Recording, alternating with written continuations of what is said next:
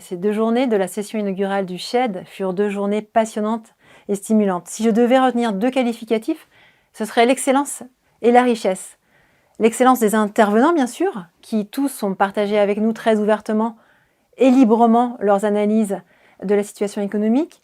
La richesse, celle des échanges entre les participants, les auditeurs, viennent d'horizons professionnels ou géographiques complètement différents.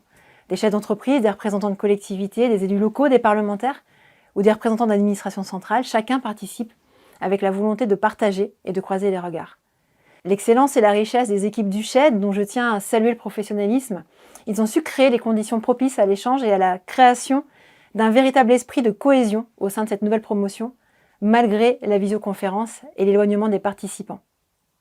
La méthode et le professionnalisme de l'animation ont permis d'initier une dynamique de travaux de groupe et déjà des belles rencontres et des échanges nourris, particulièrement au sein de mon groupe, le groupe Vert, Relance et Cohésion sociale et territoriale. Je dois dire qu'il n'a pas été aisé de choisir tant le niveau et la qualité des interventions étaient élevés. Mais puisqu'il faut en choisir un, je dirais Jean Pisani-Ferry, qui est intervenu en ouverture de session. Il nous a permis de rentrer très vite dans le thème, mais aussi de saisir que nous allions pendant 2 jours parler d'économie autrement. Son intervention portait sur le financement du plan de relance, l'avenir des finances publiques et le traitement de la dette, thèmes sur lesquels il a présenté une vision d'ensemble et a répondu à nos questions nombreuses. Il a souligné la spécificité de la crise que nous traversons, qui, contrairement aux précédentes dont les conséquences étaient macro, celle-ci a un impact économique très sectoriel, avec une très forte hétérogénéité entre les secteurs. Tout en précisant qu'il observait une capacité de rebond très forte de notre économie, ce qui est positif. Il a abordé cette question hautement sensible, mais centrale, de la relation entre le sanitaire et l'économie. Combien on paye, qu'est-ce qu'on a gagné en termes sanitaires et perdu en termes économiques.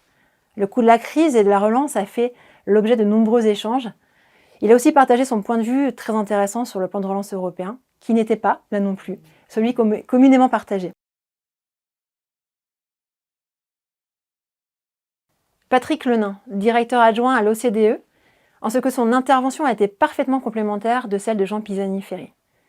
Patrick Lenain est intervenu sur les perspectives 21-22 dans les pays du G20, avec un focus sur les conséquences de la pandémie et les changements structurels auxquels il faut se préparer.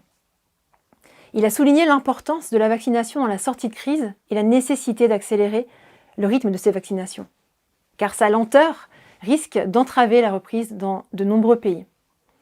En spécialiste des États-Unis, il a fait un focus sur les plans de relance américains, plus de 5 000 milliards de dollars, grâce auxquels la reprise est très vigoureuse, tout en soulignant la différence entre les États-Unis et la France, où beaucoup se fait hors plan, en raison des stabilisateurs automatiques, que sont par exemple l'assurance chômage ou chômage partiel. Il a insisté sur l'importance d'engager des plans de relance structurels pour une croissance productive et responsable à la fois en termes écologiques et sociaux. En tirant les leçons du passé et en veillant à ne pas revenir à des principes d'austérité budgétaire avant que la situation économique soit réellement stabilisée. L'ensemble des interventions a permis de poser les grands enjeux de la thématique de notre promotion 2021.